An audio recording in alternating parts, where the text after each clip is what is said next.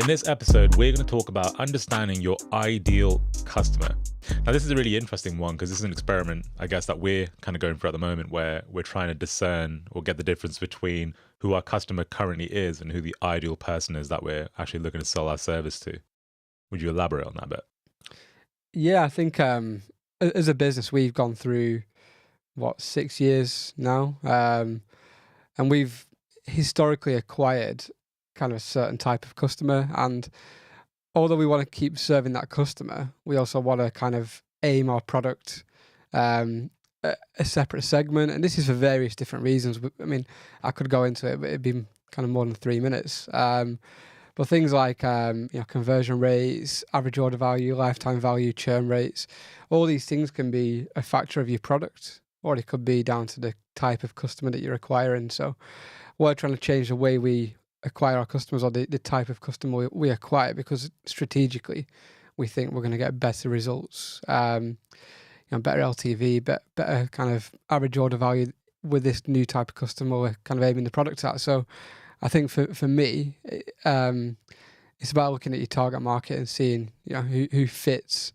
what you need right now. And it may change in the future, or maybe you're going to aim your product at a different market by just changing the messaging. Yeah. But it starts with one person, in my opinion.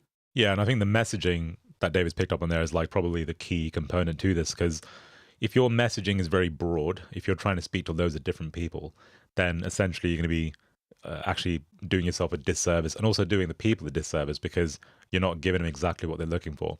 As an example, I came across a landing page yesterday that somebody had posted online, and they were looking for some feedback on this landing page that they'd created, and it was about a weight loss product. Now, on the landing page, it basically said, here's how you lose your first, your next, or your last 10 pounds on your weight loss journey.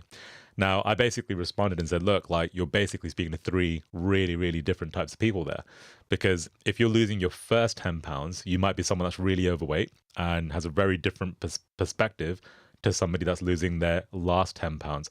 Now, I'm actually in the stage where I'm losing weight right now, and I'm trying to get to my most lean state. So I'm trying to lose my last 3 kilos, okay? So like 6-7 pounds or whatever.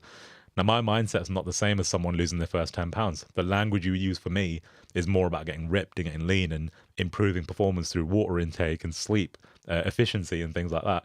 These are things that are really different to someone that's just starting to lose weight for the very first time.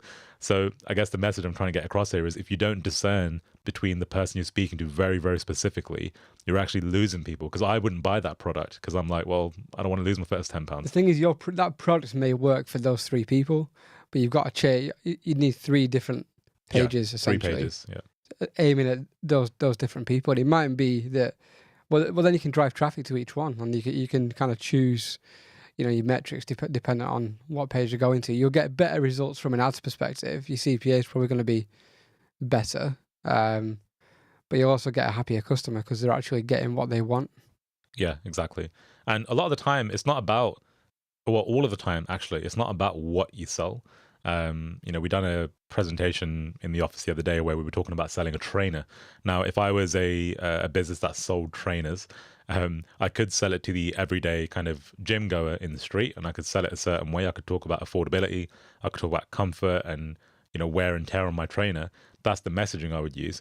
But if I was selling it to an enterprise business like a Foot Locker or something like that, I wouldn't talk about those things. I'd talk about, longevity on the deal. I'd talk about how many units I could ship and, how many units can I guarantee that I supply to them. So you can see how messaging plays a massive part in getting the positioning right of your product or your service. So what I would probably do with this is, if you don't really know who your target audience is right now, then I'd probably start really small and go quite granular with it. So maybe it's, talking about weight loss, maybe it's like overweight dads, things like that. You just had kids struggling to sleep. I mean, I'm talking about myself right now, probably. You're not sleeping, your routine's out of whack, and you really need to find time to work out, or maybe you're ordering too much takeaway. That messaging will work for someone who's in that mindset, whereas someone who's, maybe 18 years old trying to pile on some muscle, they wouldn't really respond to that because they can't. They've not been through that. So I think your messaging, definitely kind of, the best thing to do is probably go quite granular with it.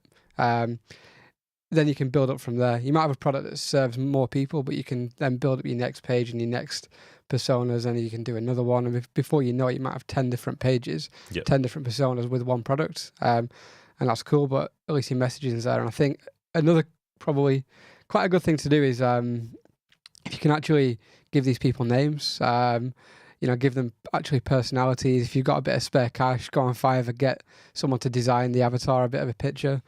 It sounds kind of a bit weird, but if you actually do it that way, you can bring these people into conversations, and you can actually think about them when you're having having any meetings, or when you're thinking about your marketing. You can actually think about this person, how you would talk to that person, as opposed to somebody else. And even better, if you can actually find people in the real world who match those personas, have meetings with them, talk to them, get to know them. That'll help you even more, because then when you're actually writing your copy, you're actually writing to that person. Like, how would you write to that person as opposed to somebody else? Yep. And your messaging will change, your tone will change, and it'll just help you become a better marketer. So that's it for this one. That's the key points: is understand who your customer is inherently, really get super granular if you don't know who your market is or your customer is. That's going to allow you to sell your product better, but ultimately create much better content as well, from a video perspective, and any kind of written content or anything like that as well. So if you found value in this, make sure you hit the like button, subscribe, and share this with a friend that you think might find it useful. And we'll see you in the next episode.